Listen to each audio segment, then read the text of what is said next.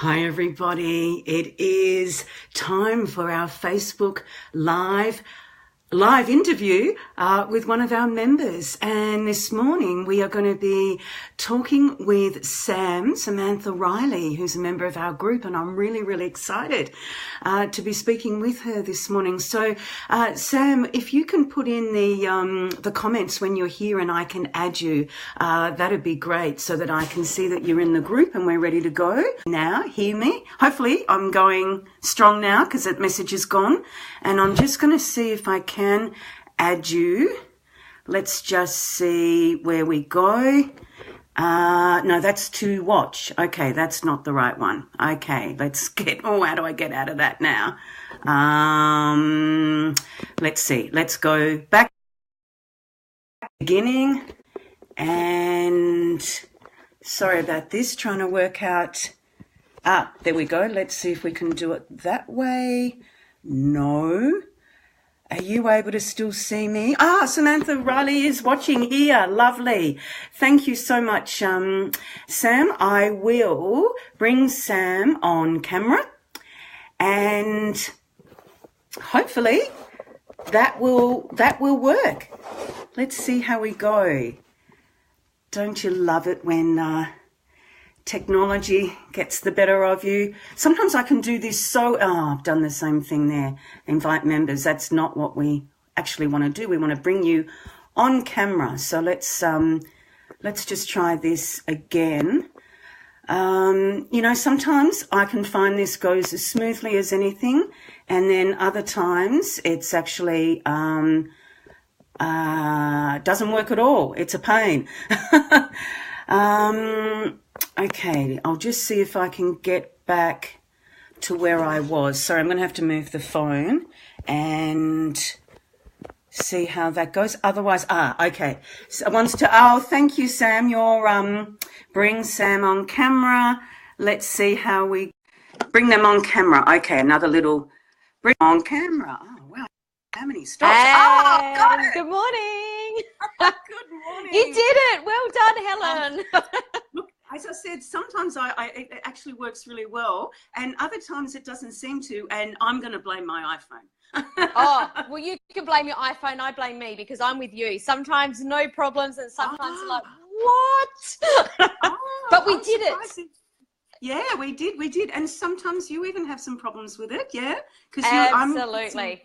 You're much more of a pro at this than me, but that's comforting if I can say that actually that's the case. Now I also look, that's our human to make sure that we can hear each other and that everyone can hear. So welcome. Thank you so much for joining me. It does, yeah, that's what I thought. Really appreciate you coming on this morning. Really excited to be talking to you because you have years and years of business experience that I would love to dig down into a little bit if we can, and then of course what you're doing now. And I think it'll be really interesting, your journey with for the members, and of course this being Creative Spiritual Biz Life Success. I wanted to also just ask you a little bit about what that might mean for you, if that's okay. So and about the thought leadership. And the thought leadership, because that's something I'm interested in all of it, but that's something I'd love to learn more about. So can you just tell us a little bit about?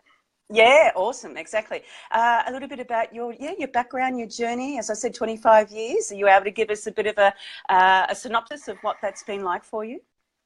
Wow, 25 years sounds so long, but it doesn't feel that long. And I'm sure many people can relate when you think, wow, it feels like such a long time ago, but also it only feels like yesterday. I'm sure we've all got times like that in our lives.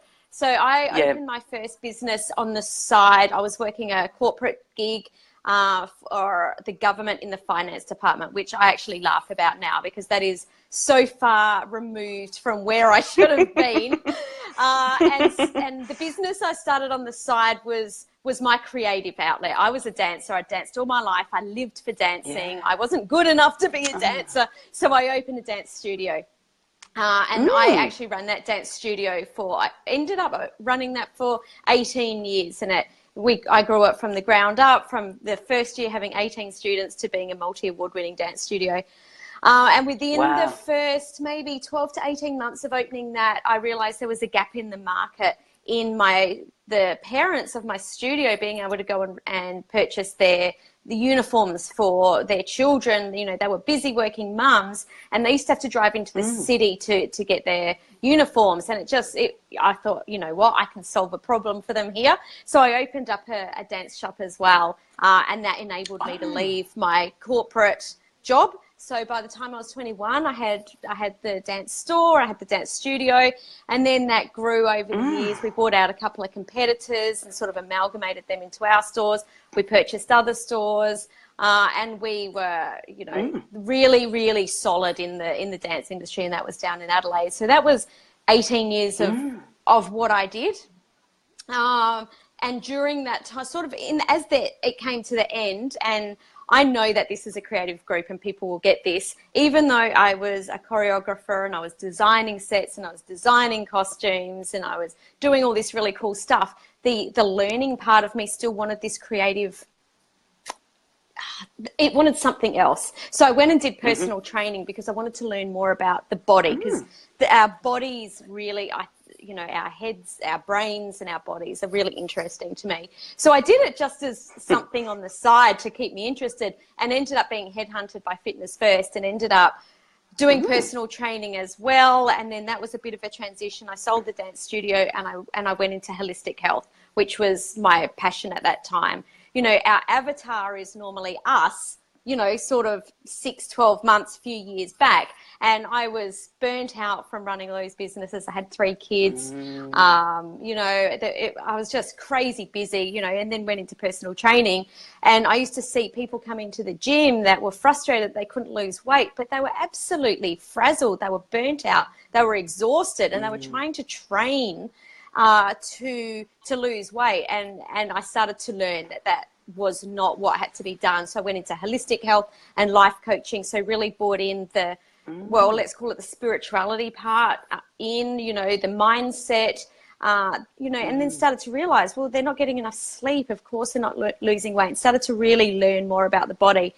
So that was a large part of my career. And then from there, because I was dealing with people and helping them to find their purpose and to find the meaning in their lives, people were deciding that they wanted to go into their own business, which is how I've transitioned in 2010 into business coaching, because I realized that was my genius zone. I'd done it for such a long time. I'd built multi-million-dollar businesses, and so I thought, well, why not share how to do this with other people so that they can do it too?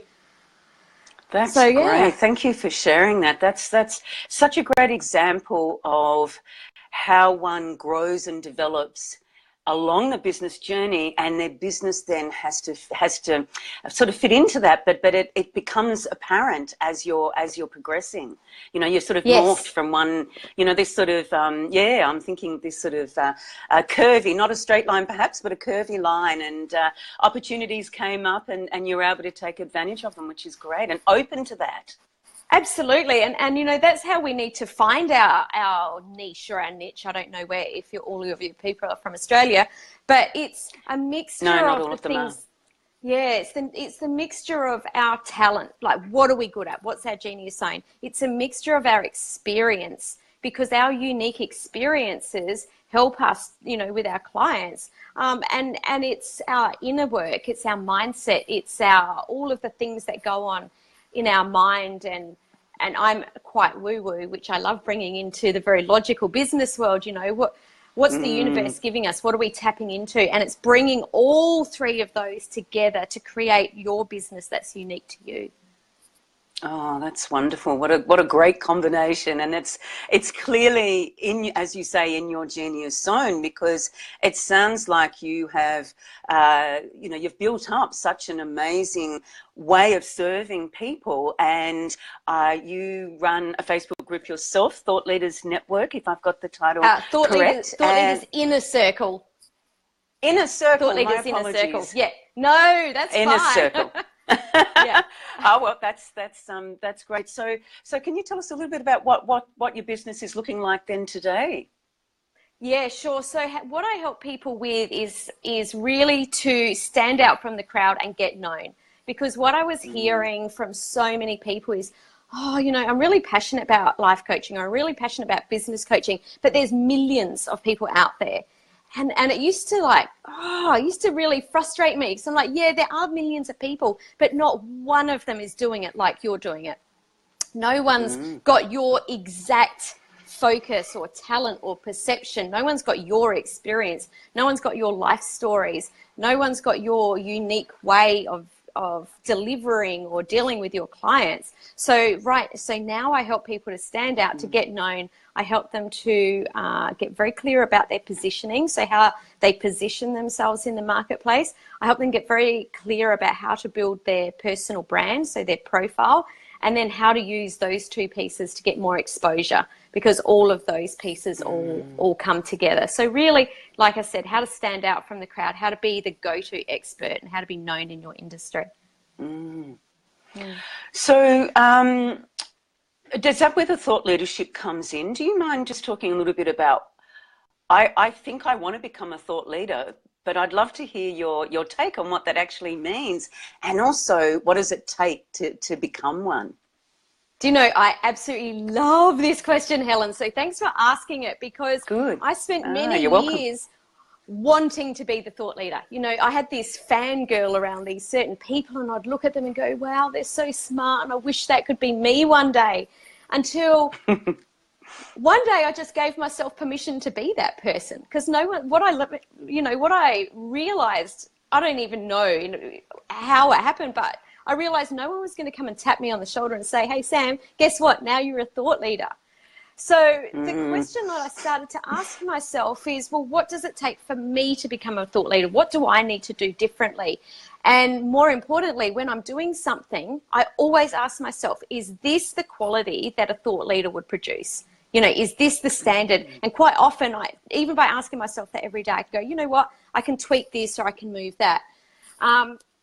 But I believe there's two parts to being a thought leader, and it's the two words. So the first part, you know, the thought, it's what do you know? What's your expertise? What's your zone of genius that you're a trusted source in? And how can you innovate your ideas so that they're a little bit different? How can you use those ideas, so tease them out, get them out of your head and onto paper, so that other people can replicate them for success? So actually, one step back, how can you tease them out so that you can get success, and then how can you replicate that to teach others? So that might be your frameworks, it might be your models, it might be certain ways that you do things. So start to think of yourself as like a real scientist in what you're doing, and start to, you know, like if I think back to high school science, we would do an experiment and it didn't matter what we saw in front of us until we got it from here to paper and we could explain to someone, this is how we did it. You know, that's the way we need to think about all these amazing things and all of this IP that's in our head. So that's the first part. And the second part is really embracing being a leader. It's positioning yourself and being the authority, making sure that you're the go-to person. Don't be afraid to put out what you believe in the world. And this is a big part, I believe, that thought leaders do. They're not afraid to put something out into the world, then test and measure it and go, you know what, I didn't quite get that right. I'm going to change that little bit there. I'm going to move that. That model's not quite right. That framework doesn't quite flow quite right. And I think a lot of people get held up in the perfectionism of, oh, you know, I'm too scared that people will judge me and think that I'm wrong. And as soon as I, you know, went, actually, you know what, I'm going to own that. At the time that I delivered that piece of information, I 100% believe that that was right. But since then, I've discovered that these things need to be tweaked and this is the new change. And not to be afraid to do that, because a thought leader is changing and innovating all the time. So I believe that any of us can be thought leaders. I was challenged on a call probably about 3 months ago by someone. It was an older gentleman. He probably would have been in his 70s, and just said, you know, I have lived all my life and I'm the person that, you know, you should listen to me, and, you know, old people are thought leaders. And I went, there's millennials that are thought leaders that have got their own unique take on things that they can teach other people. So we can all be thought leaders, but we really need to embrace all of those things that I just mentioned about, you know, getting our thoughts onto paper, really owning our unique way of doing things, but also, you know, putting it out there, and tweaking it and replicating it and helping other people to learn through your models and your frameworks what your unique perspective is. Oh, that's great. Thank you so much. It's actually made it clearer for me, and hopefully Ola and Tina are watching. So if you've got, ladies, if you've got any comments for Sam, any about what she was just saying, or any questions you'd like her to respond to, then please just pop them in the comments. But thank you. That was really a great explanation to me, and the takeaways for me was around giving ourselves permission to actually and naming ourselves as a thought leader from the point of view of I'm, as of now, I'm a thought leader. I don't have to wait for somebody else to actually tell me that, and because that's won't. really powerful. No, yeah, absolutely. You're right. And well, when I think about it, now that you've explained it that way, why should they? As in, why should it be their responsibility and not ours? If we know the magic, you know, if we believe we have the, you know, whatever magic might be. Hello, Ola. I can just see Ola's there. Hi, Ola. From Hawaii. Oh, aloha. I've got a Thought Leaders Conference in Hawaii this year, so we should connect, Ola. I'll be in your beautiful neck of the woods. Oh, that's great. Well, that actually reminds me, the other thing I was going to ask you about, and relates still to thought leadership, is should a thought leader go global? I mean, I would love to, because I think that I want to serve my message. I want to serve the people in the world that I want to be serving, who I think I resonate with and resonate with my message. Is that something that you would recommend, or is it not for everybody? And if we do want to do it, how do we go about it? Yeah, I 100% recommend going global. It's actually easier to go global than it is to go local these days. No, I've done a local business, I've done a national business, and I have a global business. So I can say this from my perspective. You know, everyone's going to have their own experiences, but, you know, this is my perspective. Back in the 90s, local business was the easiest for, you know, if you weren't a corporation, it was easier to have a local business, because we would do our advertising in the yellow pages. If someone old enough can remember that, we used to do, you know, old school radio and a lot of newspaper advertising and local newspaper advertising, and that's how we got our message out there. As I went into my health coaching, I went on to a national model, because as the internet, you know, the internet was in, I could coach on Skype, or pretty much that was all that was around then, Skype. You know, there was no Zoom, there certainly was no Facebook Live, but Facebook was just coming in, I think, around, you know, 2006, 2007, 2008, people were starting to embrace Facebook, and that's how I built my national business, and we would run conferences around Australia. And then I realized, wow, there's this massive globe full of people, and Australia is such a tiny little dot on the map, and there's people there's people in Australia that don't get me and they don't jive with me, and that's okay, but there's people overseas that do. So there's little pockets of people everywhere that go, Sam, either we don't like what you talk about and we don't need to be in your world anymore, but there's more people out there that are going, you know what, I really love what you're talking about. I love your unique perspective.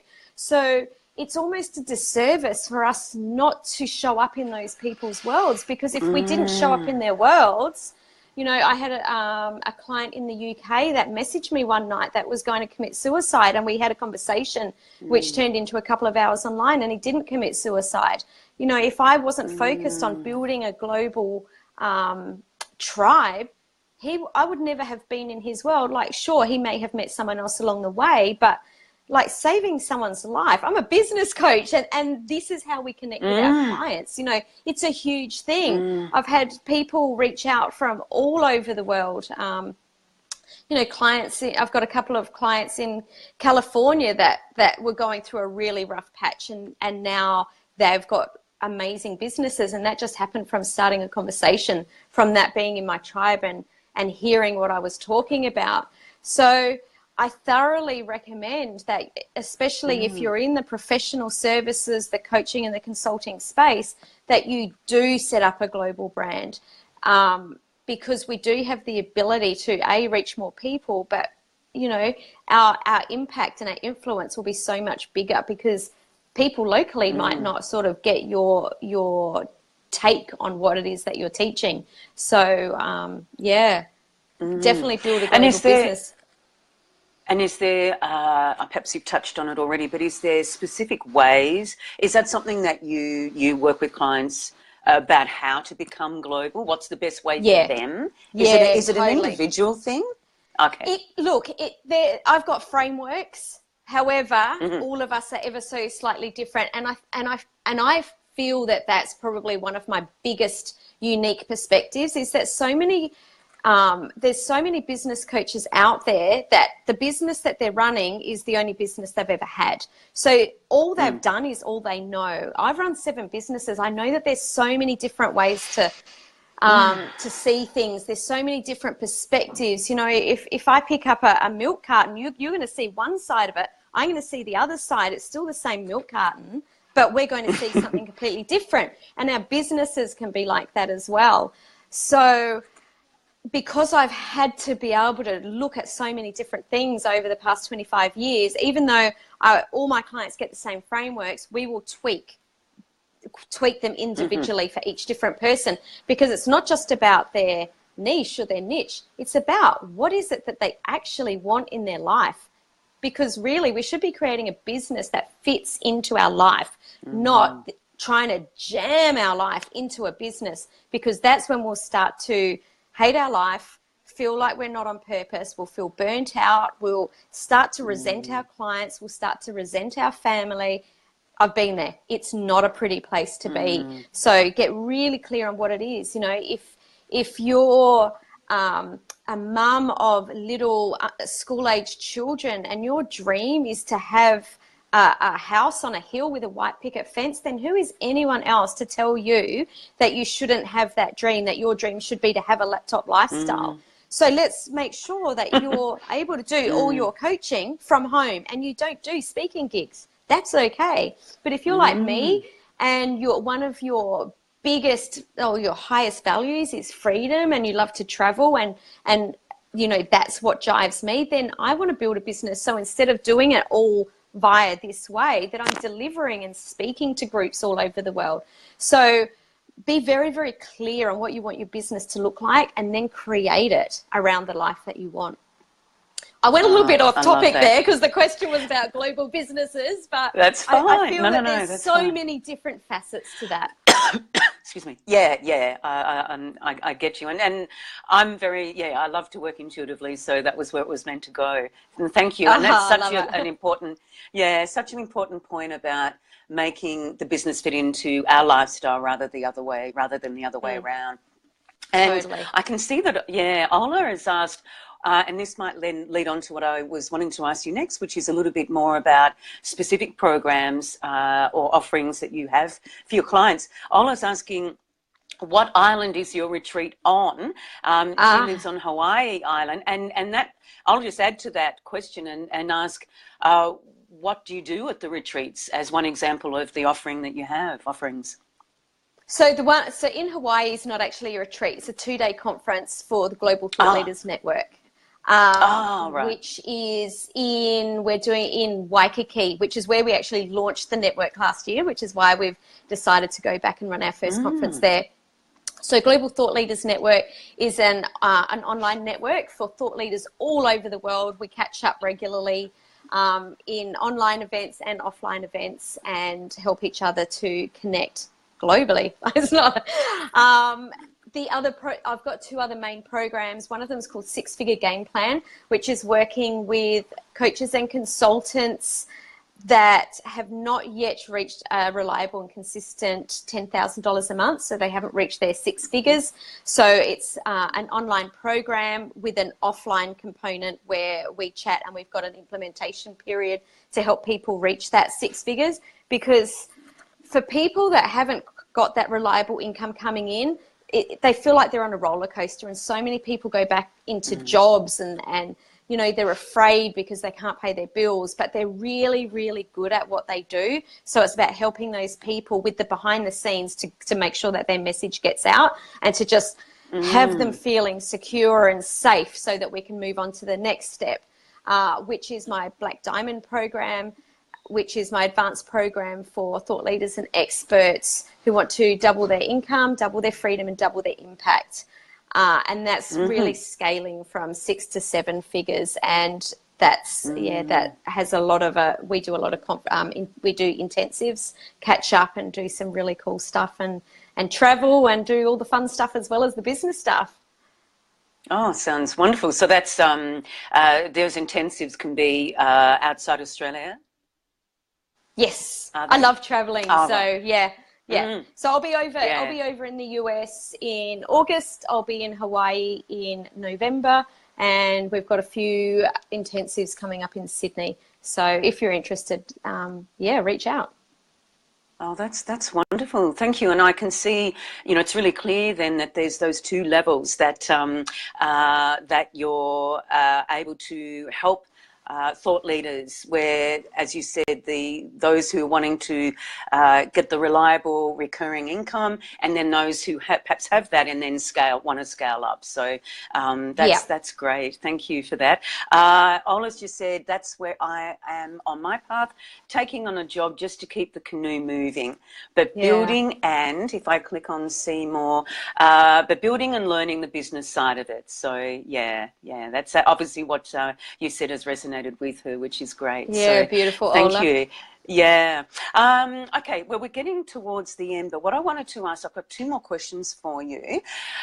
The first one is around, you mentioned before, I want to actually ask this, that did you say you have 7 businesses currently? Did I understand that correctly? No, I have had. No. Have had. Okay. Have had, you can fit a bit into 25 years, but no, I do not have 7 businesses now. God, I think I'd be bald. I'd be tearing my hair out. I misunderstood that, and I'm glad I've actually corrected that, because my thought was, oh my God, no, surely not. No. but having said that, you've obviously, for my niche is around productivity. So can I ask you how do you manage? Do you call it a work-life balance? I know you mentioned before about fitting it around your lifestyle. Is that the key to it for you? Have you got any thoughts or suggestions? Because, you know, a lot of us at our levels, we can be feeling like we're on that hamster wheel at times. So do you have any advice for us about that, and particularly if we're wanting to scale up with it? Yeah, totally. So this is really interesting. When like I said, I did have 3 businesses and I had 3 kids at home, and I would describe those years when they were all at school at 3 different schools as being, I used to feel like I was on a merry-go-round that was going so fast that I couldn't get off. And I was so stressed and so overwhelmed with life that I almost had no emotions. I switched off everything just to cope with going through day to day. And at that time, we hired a business coach because we were trying to scale our business up. And the first thing he said to me, I think within the first 10 minutes, is like, Sam, you are burning out. He said, you're not going to burn out. You are burning out right now. And if we don't do something about that, you're not going anywhere. And the very first thing that we did was sit down and go, well, he said to me, what are the things that are really important to you? And the things that were important to me was going to the gym and having time to train, because physical activity, you know, being a dancer, and at that time I wasn't a personal trainer, but having that time to exercise and get the energy flowing through me, because that's where our creativity and our energy comes from. That was really important. The other thing that was really important was I wasn't spending time with my kids. And I'm not talking about spending time going, oh my God, hurry up, pack your lunchboxes, get your uniforms up, we've got to run out the door. It was actually like sitting down with them and you know, just actually having a conversation about things that were not school and not work. The first thing we did was actually, we got a calendar out, and he said, before anything goes in there, he said, where is Jim going? And I went, cool, it's going there, there, and there. And there was 3 mornings, and we popped them in there. And they weren't in the early morning. They weren't at 6 o'clock. I was burning out. It was important that I had my sleep. So they were in there at 9:30 in the morning, and other people had to look after my business for an hour on 3 days a week. At first I thought, oh my God. And you know what? It's the best thing I ever did. It empowered my staff, and it really just chilled me out. And the second thing I did was put in coffee time with my kids on Friday afternoons. So we would go to a cafe and we'd sit down and we'd have cappuccinos and we would have a chat. And, you know, just those two, they might sound like tiny things, but it changed my life. That's when I realized my world wasn't going to crumble around me. I needed the time off, and I really needed to nurture myself and my relationships. And the more and more I did that, the more I realized I could put in, the world didn't crumble. I can actually go to their sports day today. I can go and do this. I can actually take a little bit of time off. And over the course of the next 2 years, I was able to take months off at a time. We would go overseas twice a year with our kids for a month at a time. So it's starting off with the little things and then adding in the bigger things. So in my business now, I don't generally work Fridays. If there's a few things that I need to tie up, that's fine. I will do that, but I don't schedule calls normally. That's my time to be creative. If I want to write on Fridays, I write. If I just want to walk on the beach, I do that. If I want to go out for lunch with friends, I do that. I give myself the permission to take that time off for myself. And in doing that, I also have to be, and this is the productive side, go, well, I still need to make sure my sales calls are done. So let's block out this whole morning and this whole afternoon to make sure that's done. And let's block out this time for admin and this time for making sure my books are reconciled and this time for, speaking with my team. And it's all blocked in there. Now, I flow between that if I need to, if something's coming up, if I've got an intensive or if I'm doing something overseas and I need to connect with more people, I do flow within that. But that's my general framework that I work on. And the biggest piece of that is to block your personal time out, because what happens is over time, we just cannot get off that hamster wheel. So just take that, just dip your toe in the water, do one little thing for you. And it doesn't have to be a massage or a pedicure or something that maybe you can't even afford. Because a lot of us, a lot of people say, oh, go get a massage. Well, for some people, when they're just trying to keep their head above water, they're like, well, that might be great for you, but, I can't afford that. Just go for a walk on the beach. Just make yourself a coffee and go sit outside under a tree, but take time for yourself. Do whatever it is that makes you feel good. That's beautiful. Thank you for sharing that, because just even hearing you talk about it like that, it just has a lovely energy to it, and it doesn't feel too constricted. In fact, it's very freeing. And so, you're living proof that is possible. And the way that you described it actually sounded relatively doable, which is great. That's what we want, isn't it? Yes. If you're watching the recording, please let me know what you've done this week, because this is such an important piece of the puzzle. Yeah.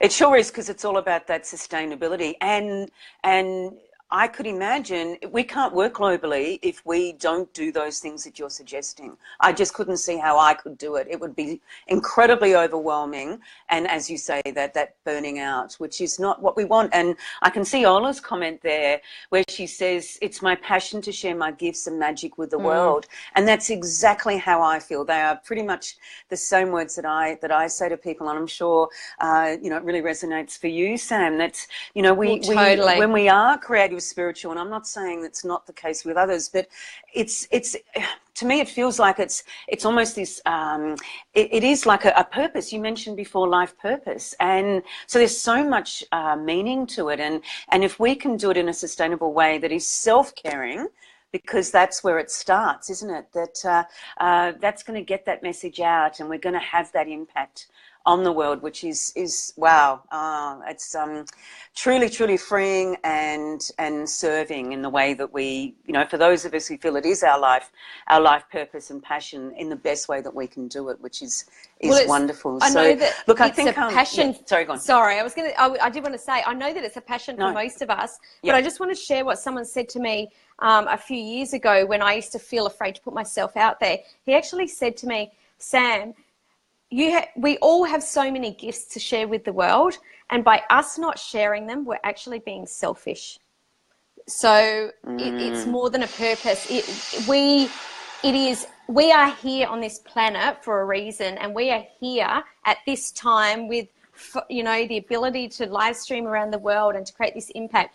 We've been chosen at this time to deliver our message. So for us not to do it is so selfish. So, you know, do whatever it is that you need to do to be able to get that message out. Surround yourself with the right people. Put frameworks and systems into your business so that you feel safe to do so, because it's not an easy journey. And Helen, I'm sure you agree that even when we're living our purpose and we're jazzed and we're excited to be doing what we do, there are still times where we're brought to our knees, where we don't want to get out of bed, you know, where we're just tearing our hair out and things aren't working, you know, even just little tech issues, you know. So we have to think about all those other pieces that we need to have in place to support us to do what we're doing, which is sharing such a big message and creating a global impact and leaving a legacy. It's a huge thing. So we need to be able to support ourselves to do that.